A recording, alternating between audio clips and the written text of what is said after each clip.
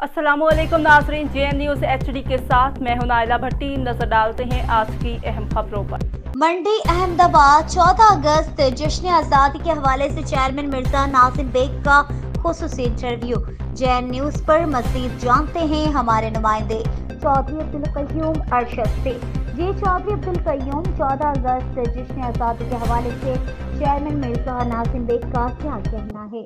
इख्तिलाफ से आगाह कीजिएगा। नाज़रीन, मैं हूं आपका होस्ट चौधरी अब्दुल कय्यूम, आपकी खिदमत में हाज़िर हूं। मैं इस वक्त मौजूद हूं मंडी अहमदाबाद में। मेरे साथ मौजूद है साबिक़ चेयरमैन मिर्ज़ा नाज़िम बेग साहब।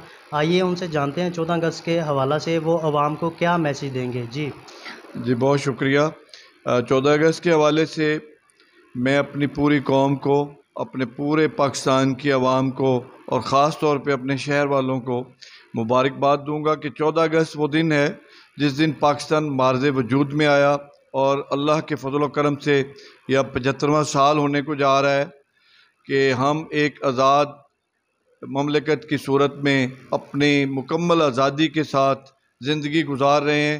आज़ादी से बढ़ के दुनिया की कोई नेमत नहीं है और पाकिस्तान वो वाहिद ममलिकत है जो जिसकी बुनियाद मदीना के बाद पाकिस्तान वो वाहिद ममलिकत है जिसकी बुनियाद ला इलाहा इल्लल्लाह मुहम्मद रसूलुल्लाह पे है।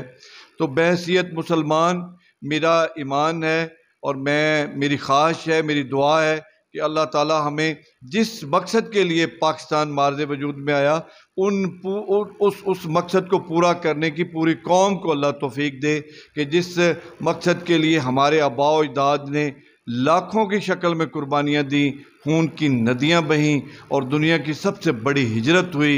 ये पाकिस्तान ऐसे नहीं मार्ज़े वजूद में आया, इसमें हमारे आबा अजदाद का खून शामिल है। हमें इस आज़ादी की कदर करनी चाहिए। आज़ादी से बढ़ के दुनिया की कोई चीज़ नहीं है।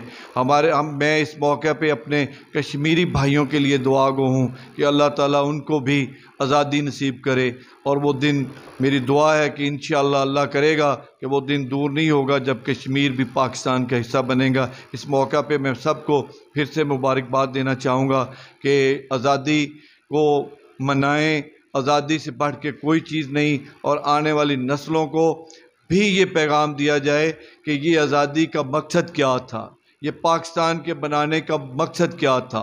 हमें अपने मकसद को कभी फरामोश नहीं करना चाहिए। बहुत शुक्रिया जी, बहुत मेहरबानी। जी बिल्कुल, मेरे साथ मौजूद थे साबिक़ चेयरमैन मिर्ज़ा नाज़िम बेग साहब।